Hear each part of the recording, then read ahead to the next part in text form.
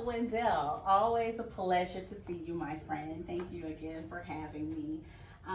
The last time we were together, we touched on a couple of topics. I wanted to go back and kind of get a little bit more in depth, especially on the topic of the idea of not making payments. I know, one thing I've been explaining to my clients is, if you are consuming, you owe.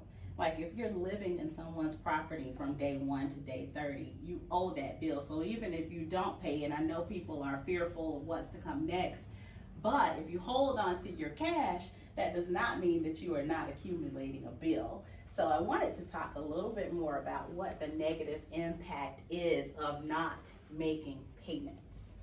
It is a huge impact. Yeah. It's a trickle down effect. Yeah. So if you don't make your payment, let's say the landlord then can't make that payment. Well, that landlord can't make that payment, then the servicer who collected payment is not collecting payment. Right. Guess what? Foreclosure. He's going to have to start laying people off. Right. They're going to start foreclosing. And then so it's a trickle down effect. Values go down. Next thing you know, your neighbor's property goes down. So just a few people not making their payment has a huge Ripple effect Yeah. on our economy. So I tell people, if you can afford to make your payment, make your payment. Yeah. If you can afford to make a partial payment, do something. Just don't do nothing and hoarding your cash. Absolutely. Right? And you have people that's going to try to hoard their cash Oh, in this market. But I tell people, go ahead and make your payment. It's going to affect your credit if you're not making your payment, which will affect you in the future for future loans. It'll affect your kids trying to get loans to go to college. Right. So what about the people who have mortgages that are trying to delay payments and maybe make the long term a little longer? How is that affecting?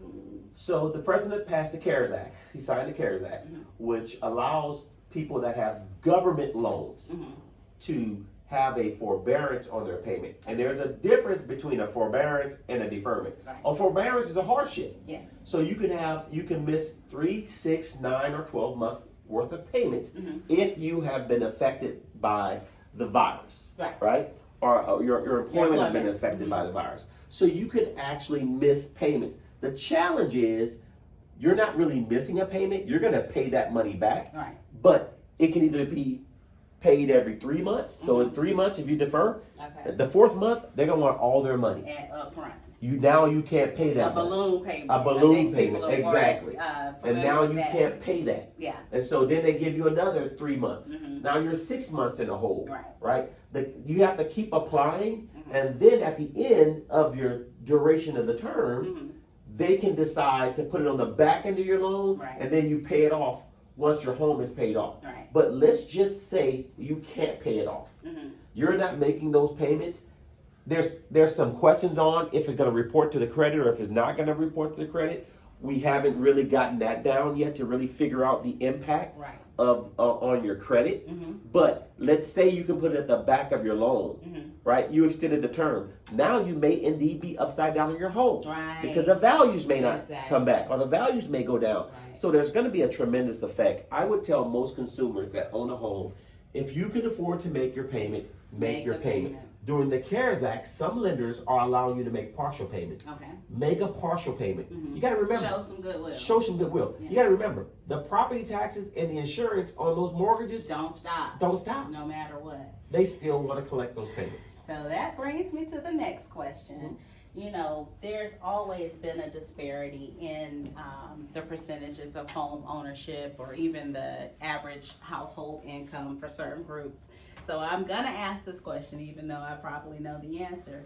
Who do you feel what group is going to be most affected by these recent changes that we're seeing? Wow. Arnie, I love this question because that's my wheelhouse. Okay. Right?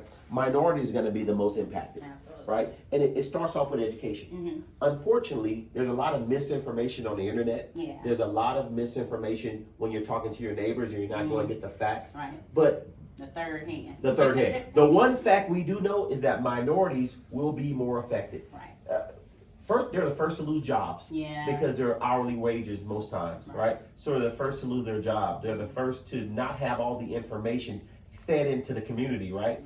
So when it comes to home ownership, if they're hearing, oh wow, I need a 700 credit score and 20% down to They buy a don't house, even try. they won't Yeah. even try. Right. Because the information the source of information that they're receiving may not be as accurate in affecting their situation completely, Specific, right? yeah. They're going to be, we as minority people, including myself, we're affected because, like I said before, we're the first to lose jobs. We're the first to get impacted, right? So what happens to those people who were qualifying with lower credit scores and, you know, not as much cash to bring to the table, maybe getting down payment assistance? How are they going to be impacted? Well, they're impacted because most lenders have moved away from down payment assistance, right? Studies have shown that people that go out for down payment assistance are typically the ones, when they have a challenge, they can't make their recover. payment, right? Yeah. They can't recover as quickly. They don't have anything really invested, and financially invested into the property. So studies have shown that people that need down payment assistance are typically the ones that are at higher risk of default. So lenders have pulled back from down payment assistance. Even though down payment assistance is still available, a lot of lenders have pulled back. They've changed their credit score guidelines. They've changed their qualification guidelines in reference to their debt to income ratios. Not because the lender wanted to do it, because the servicer and or investor has deemed it, if we're gonna take this risk, we want this in return. So they may charge higher discount points for the buyer, right? Just to qualify for that mortgage. This is going to be tough. So as far as our market, what do you see happening next? Like, do you think that we are definitely going to go into a recession, or where are we? We're not going to go into a recession. We're already in a recession. They have 6.6 million people that apply for employment, and then another 3 million on top of that. We're in a recession.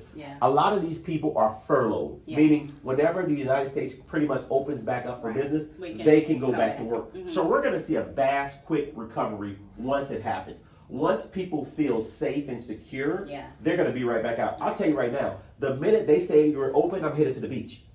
And when I head to the beach, I'm going to spend money. Oh my God. So, So the floodgates are going to open back up. We're going to be fine. Yeah. So do you think that the lending industry will immediately respond to that and feel like, oh, we're back? Or is there going to be some lag time? There's going to be some lag time. Absolutely. The they're lenders always are concerned about the risk. And Yes. that's the part that people don't get. To be honest with you, there's credit scores as low as 580, right? And some people do lower than that. I don't see, my personal opinion is, I don't see lenders doing that business. I think lenders are going to end up in that 600, 620 soft spot with overlays on qualification to ensure that the buyers that they're lending money to is responsible lending. So I think we're going to see a shift in reference to the qualification for buyers. It's a need, it's a must-have in our industry anyway, right? Because we want to protect our buyers and put them into homes responsibly. They can afford. Not just say, you can qualify for this on paper, get it. Because And sometimes it just don't make sense to try get to wage your way the whole time. So I think the lender's going to shift. I do appreciate you, as always. Again, we're trying to bring the most accurate information to you, trying to keep you abreast of what's happening. I'm Arnay Harrison, and welcome to the Owner Suite. Girl, you good.